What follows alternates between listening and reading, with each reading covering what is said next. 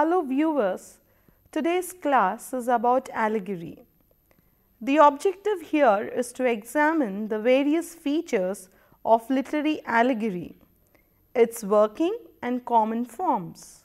The summary of allegory. Allegories in literature convey a deeper meaning than is obvious at the first reading. It therefore becomes an invitation to interpret the text for its deeper and less visible meanings, and often requires an effort on the part of the reader. Allegories also help authors to convey political, social and religious themes or opinions in a manner that will make these themes obvious at first reading. Essentially, to say a work is allegorical is to say that there are multiple meanings possible in that text. A text has a surface meaning and a deeper meaning. Its Greek origin means veiled language, thus suggesting concealment and secrecy. Surface meaning or literal meaning is called denotation and is something the reader recognizes and grasps right away. The deeper meaning or connotation is not too easily available and requires more interpretation and sometimes additional information.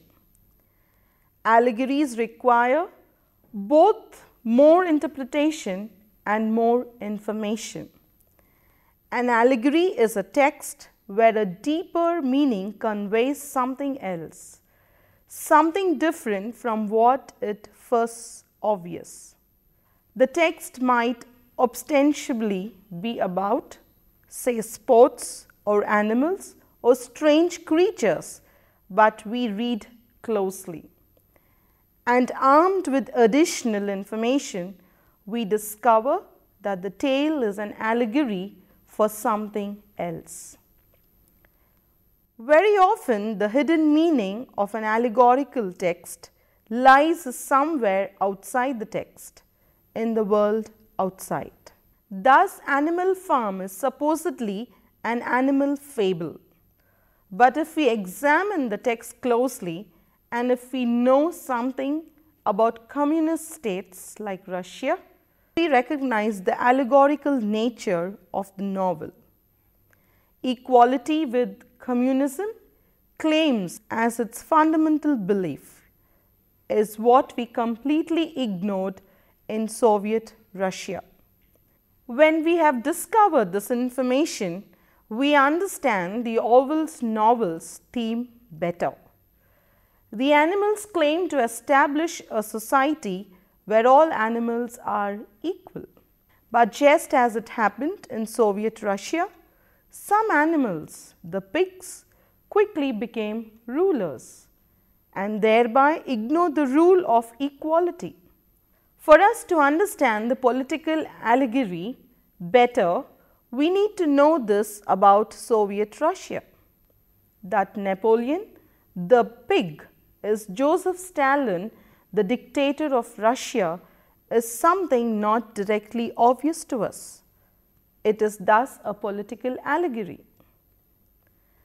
In similar fashion, Orwell's other allegory of Soviet Russia's totalitarian society in 1984 makes more sense when we recognize and understand that Orwell is portraying a society of surveillance and control. Well before the age of CCTV and monitoring, Orwell was describing a culture where we always watched and all our movements recorded. Before the great age of advertising and propaganda, Orwell was describing the power of opinion making and brainwashing. Thus, in order for us to grasp the totalitarianism of Soviet Russia and the novels itself, we need to recognize how our lives are constantly monitored, whether it is stroked on the keyboard or the camera in the supermarket. It is important to understand that allegories pose a certain difficulties of interpretation because they expect the reader to possess some extra information.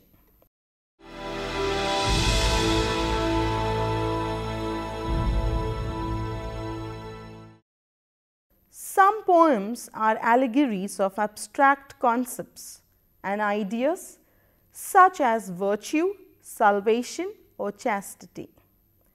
In Dante's Divine Comedy, for example, or the novel Pilgrim's Progress, the text allegorizes salvation and Christian virtues. Such an allegory is called an allegory of ideas. The Allegory of Ideas seeks to present a deeper moral lesson about an abstract quality. We can ask, how does a writer convey the importance of faith, science, or virtue? One way would be to offer detailed expositions through character speeches, what is often called dictative writing, that function more like a lesson. But a more effective way would be to offer an allegory whether the message about the virtue of faith, that is, abstract qualities, must be slowly revealed to the conscious and alert reader. Salvation is the idea with which Dante works in his Divine Comedy. Using a general principle that a man seeking salvation is often distracted by temptation and reason, which in Dante's time was opposed to faith. Dante suggests that unless one abandons reason and favors faith, salvation is not possible.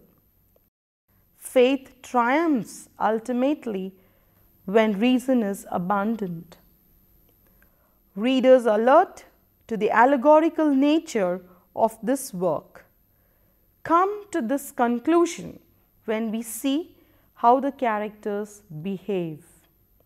That is, one surmises from events that befall characters in such allegories certain truths like truth triumphs or virtue is rewarded.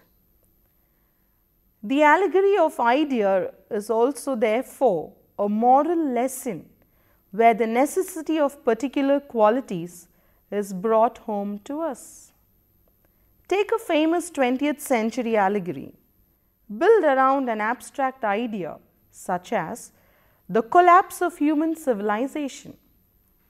William Golding's Lord of the Flies. To portray such an abstract idea of civilizational collapse is not easy. What Golding does is to use children as their actions to signify the decay and corruption of human society and culture. The cruelties that the children on the island inflict on each other become allegorical representation of an abstract condition, the inhumanity of mankind. Further, by showing how ever children who supposedly embody another abstract idea of innocence are capable of horrific cruelties, Golding offers another layer. Children brought up in supposedly civilized society revert to primitive behavior when given the right setting, suggests Golding. That is, the potential for cruelty exists in all humans, even if they have been brought up to behave well. The entire novel is therefore an allegory of the inevitable collapse of human culture. It is an allegory of ideas.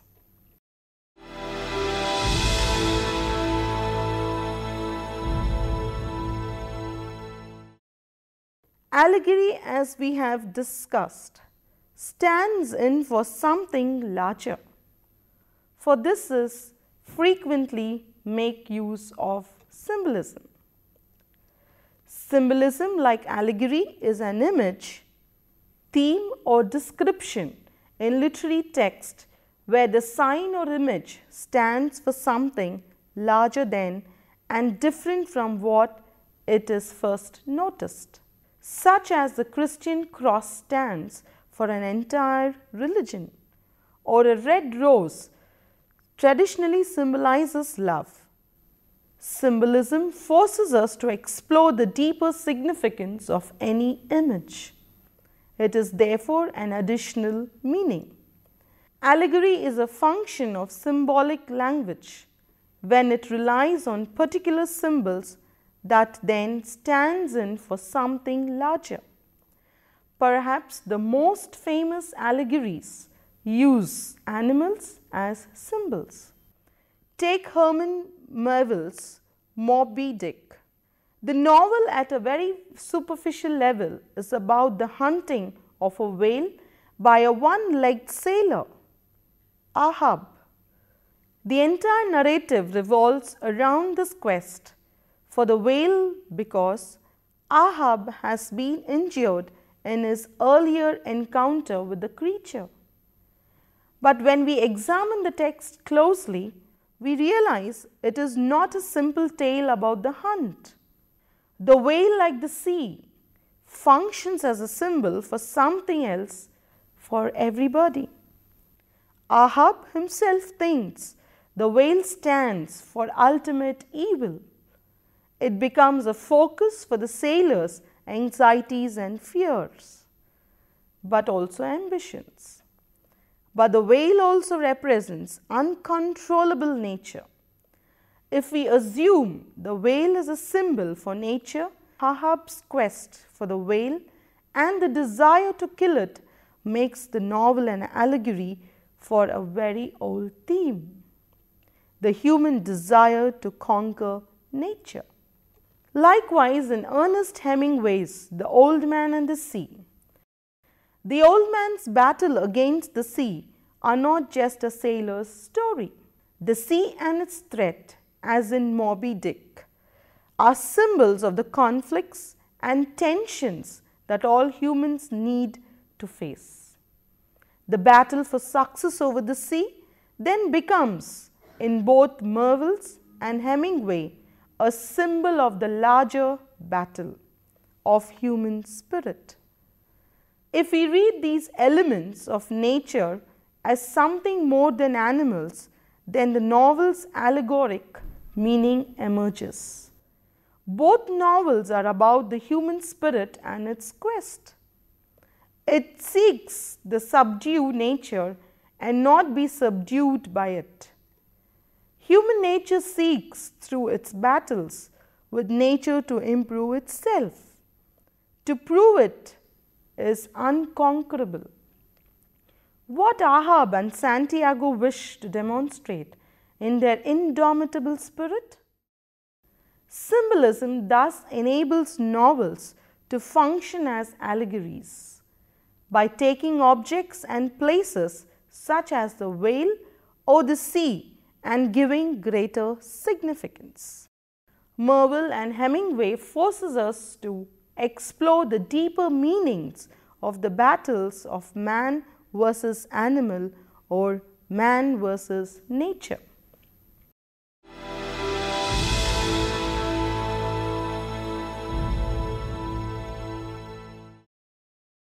Take the character of Christian in John Bunyan's famous novel Pilgrim's Progress.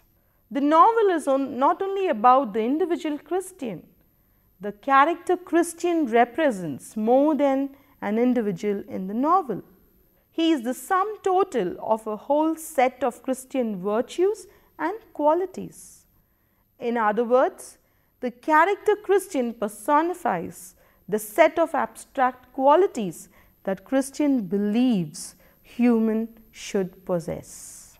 Personification is a literary technique where abstract qualities such as truth, faith, melancholy, courage are given a face in the form of a character. Virtues and qualities are then discussed as though they are humans. In religious allegories such as Pilgrim's Progress, John Milton's Paradise Lost, the poetry of John Donne, or Edmund Spenser's Fairy Queen, God is symbolized variously. Likewise, faith is cast in the form of a particular characters. In John Donne's, George Herbert, and the later poet G.M. Hopkins, the character is often disbelieving and even quarreling with God. When the poem ends, however, in many cases, the character has turned to true faith and God. The allegory in poems like Donne's Barter My Heart or Herbert the Caller is better understood when we see the narrative as a tale about a man who has turned away from God and finally returns to Him. To return to the text we discussed earlier, Animal Farm, the pigs personify hierarchy, social inequality, injustice and oppression. The novel's power as an allegory depends on the reader's recognition of the symbolic significance of the pigs. That is, to see them only as pigs or animals and not acknowledge that they are symbolic of particular qualities such as cruelty, hierarchic order, tyranny, is to misread the book and not grasp its allegorical meaning. In Art Spiegelman's great graphic novel of the Holocaust, Maus, the Nazis, a representative of cats and the Jews in concentration camps as mice, Spiegelman creates a political allegory where the old image of cats and mice, where cats hunt are exterminated, mice is recast.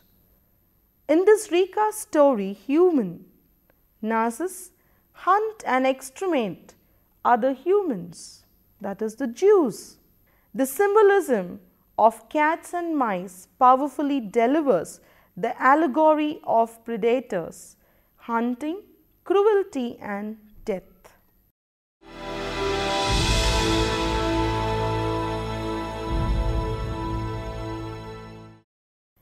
Religious allegories in Western literature date back to the medieval ages, and in India and other cultures we see these in folk tales and supernatural tales about God and demons.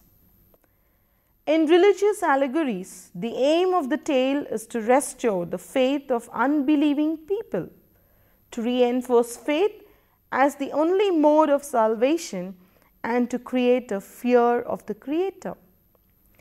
Thus, Edmund Spenser, the Fairy Queen, functioned as a political allegory, being a story about England and Queen Elizabeth I, but it was also a religious allegory about Christianity. Religious allegories are also to be found in very different genres even today. Although at first glance they do not appear to be religious in theme at all. Let us take a popular genre like science fiction.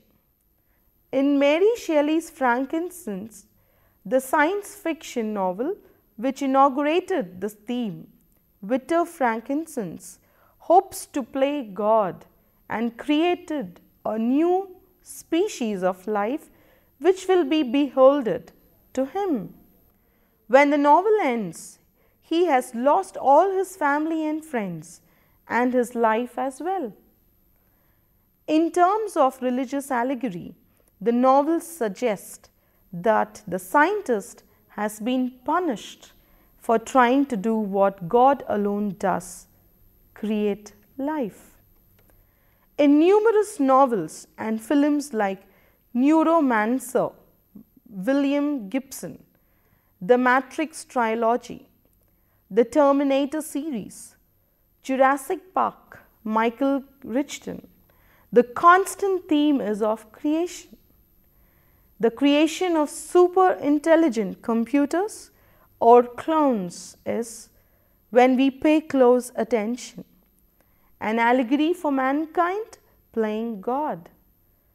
The film's message is that mankind should not play God, or we will have to pay the price. In the Matrix films, the computers humans created to control and oppress other humans have turned into independent intelligence and have dominated the world. Neo is called the One and functions like a Messiah or Christ-like figure, whose job is to save the world. This trilogy therefore also functions as a religious allegory where matters of faith triumph the successes of science and reason. It is Neo's faith that he can save the world and help him save the world. In Jurassic Park, the scientists recreate an older life form and many of them die. The religious allegory in the novel and film suggests that since we do not know what world was like when created, we should not try to recreate it. In most science fiction, an ambitious scientist becomes the source of threat and destruction. Dystopian novel as novels dealing with end of the world scenarios are called. Therefore, call upon us to return to God and turn away from such science.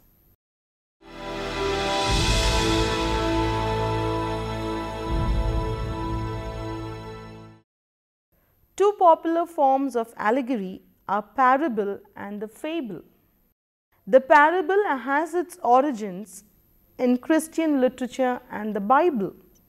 It can be defined as a story that can offer us a moral or a moral principle. The term itself means illustration or comparison, where by telling us the story of, say, two characters, the tale gestures us to a deeper meaning inside. Very often this meaning has applicability beyond the story and in our own lives. Parables are usually realistic and therefore more believable stories. These stories about ordinary people carry moral lessons in them. It is not about visions or dreams, but the lesson learned from their everyday experiences teach the character, and therefore us, the readers, a moral lesson. The story of the King Bruce and the spider is a parable which teaches us not to ever give up hope. Or take the parable of Androlus and the lion. The lion does not kill Androlus because the man has been kind to it once. The story here is a parable of kindness towards animals and an allegory about gratitude and animal intelligence. The fable involves animals as characters, less probable and less realistic than the parable. The fable conveys moral truths through the lives of animal characters. The story of hare and the tortoise is perhaps one of the most famous. The overconfident and boastful hare who believes it can outrun the slow tortoise relaxes during the race, and the modest tortoise creeps along slowly and wins the race. The fable here tells us not to be boastful, and that is the race is not always won by the confident and the fast, but the slow and steady workers. Similarly, the story of the grasshopper and the ants is a fable which teaches the value of hard work and saving. The grasshopper who spends the entire summer playing mocs, and the ants who are slaving away.